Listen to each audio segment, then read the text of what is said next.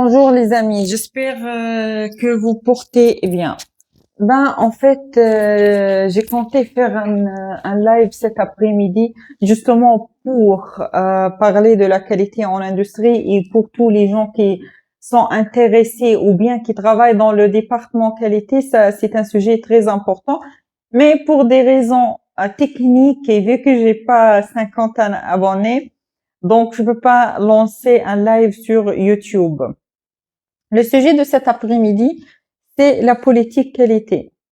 Donc, pour toute personne qui travaille dans une industrie ou bien dans une boîte de service, normalement, il y a un document qui est très, très important, mais il est sous-estimé ou bien il est négligé par les employés. Pourquoi il est négligé? Parce que, pour plusieurs raisons, d'accord? Parce que la communication, il n'y a pas suffisamment de communication dans l'entreprise, ce qui a fait que les employés, ils sont pas au courant ou bien ils savent pas l'importance de ce fichier. Donc, c'est généralement la cause racine, c'est un problème de communication, d'accord? Ça peut pas être que le document n'existe pas parce que le document, il est auditable. Quand l'ISO 9001 ou vous passez l'audit IATF ou bien EN 9100, ce document-là, c'est un document auditable. Donc, forcément, il existe au sein de l'entreprise. Mais ce qui manque, c'est la communication. Maintenant, la politique qualité, c'est quoi comme document? Il sert à quoi exactement? La politique qualité, elle porte bien son nom. C'est une politique. Si la roadmap, c'est le guide. Quand tu vas lire ce document-là, tu vas comprendre les objectifs de l'entreprise. Cette entreprise, elle cherche à faire quoi en ce moment? Peut-être 1990, elle a une politique qualité qui porte d'autres objectifs. Pourquoi? Parce que la politique qualité, elle évolue chaque année ou chaque 5 ans, ou à chaque fois qu'on atteint les objectifs, on passe à d'autres objectifs. C'est normal, c'est comme un être humain. Chaque année, tu as des autres ambitions, tu vois? Et pareil pour l'entreprise. Chaque année, chaque 2 ans, elle a des autres ambitions, elle a des autres axes de progrès. Donc, la politique qualité, c'est un document qui porte la vision ou bien les objectifs clés de la société. D'accord? Qui rédige ce document? C'est la direction. Donc, la direction, elle va rédiger noir sur blanc. Cette entreprise-là, elle cherche quoi? Point de vue qualité. Généralement, une entreprise, pourquoi elle travaille? Elle travaille parce que il faut faire rentrer de l'argent. On va rentrer de l'argent comment? Grâce à nos clients.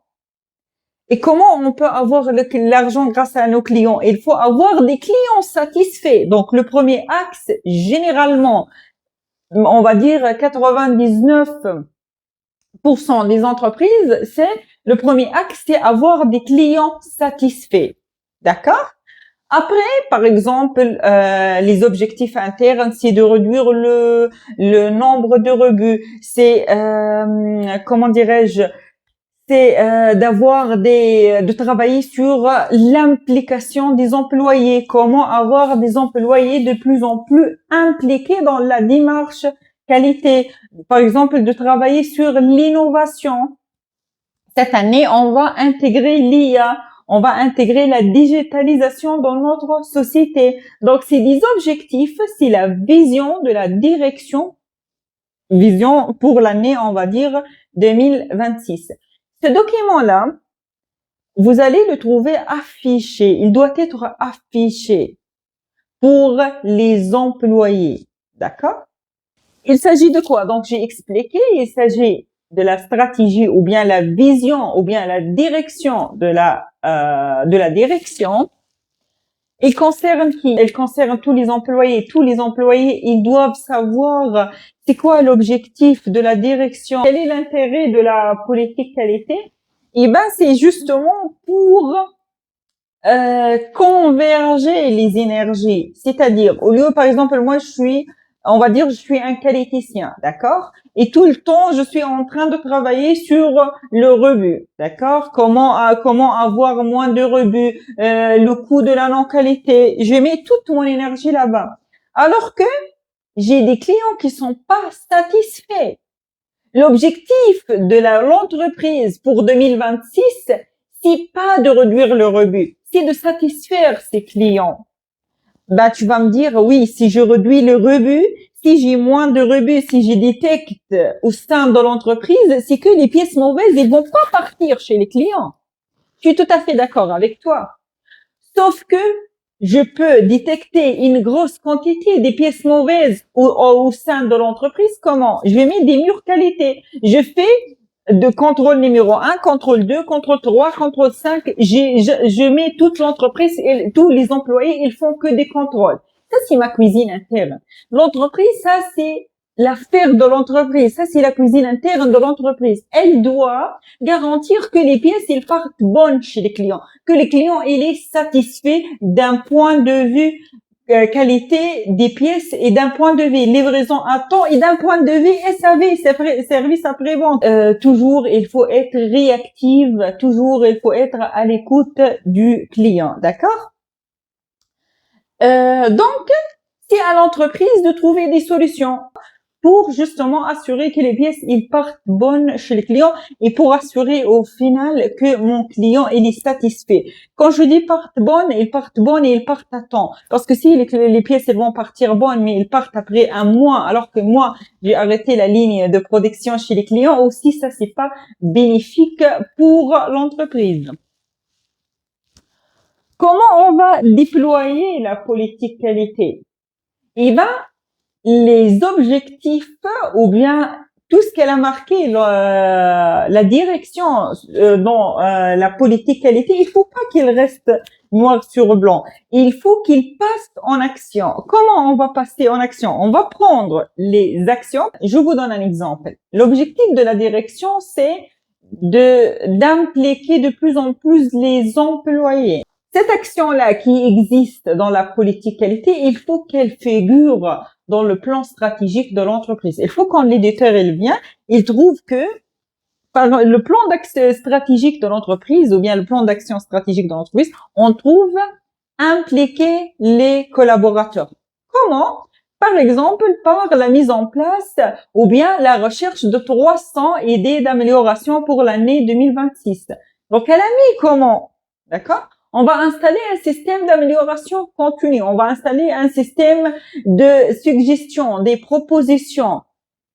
Si le fait d'installer un système de propositions, ça c'est ce qu'on appelle, voilà, concrètement, l'objectif, il reste pas que dans la politique qualité, mais il a passé sur le terrain. Ça, c'est un exemple, d'accord? Mais même si je prends sur la satisfaction client, l'action que mon client il soit satisfait, il faut qu'elle soit présente dans le plan stratégique de l'entreprise. Mon client, il est satisfait, il est de plus en plus satisfait.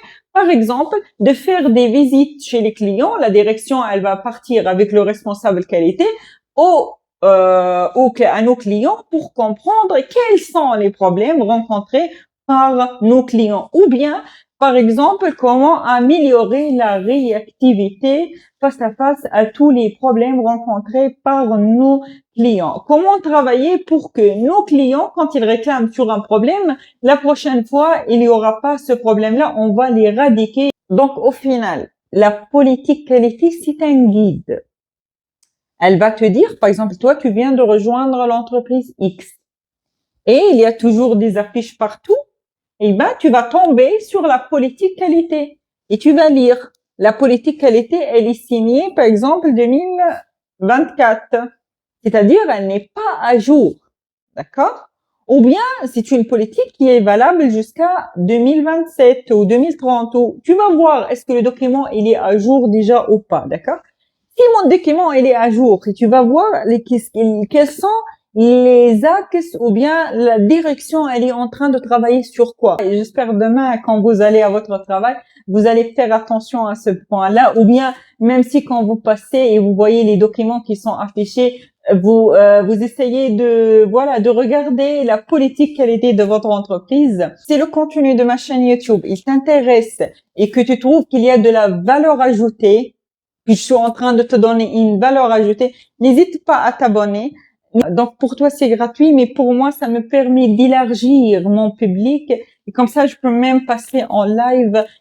Pourquoi? Parce que derrière, je suis en train de créer un school qui va parler de la qualité. C'est justement dédié à toute personne qui vient de rejoindre le département qualité et qui se trouve perdu, qui ne sait pas les clés d'où il faut commencer. C'est quoi? Je suis censée faire quoi? Est-ce que je suis en retard? Est-ce que j'ai bien fait? Est-ce que j'ai pas bien fait? J'ai pas un suivi derrière? J'ai un manager qui est pris partout. Donc, je suis en train de créer un school pour vous, va vous guider vers la réussite. Et je sais très très bien de quoi je parle. Je suis pas en train de vous réciter des procédures ou bien de vous parler de documents. J'ai mélangé l'humain avec une prise de conscience, avec les normes. Vraiment, je suis très fière de ce que je suis en train de vous préparer. Ça vaut le coup. C'est bon fin de dimanche et je vous souhaite une agréable semaine par avance.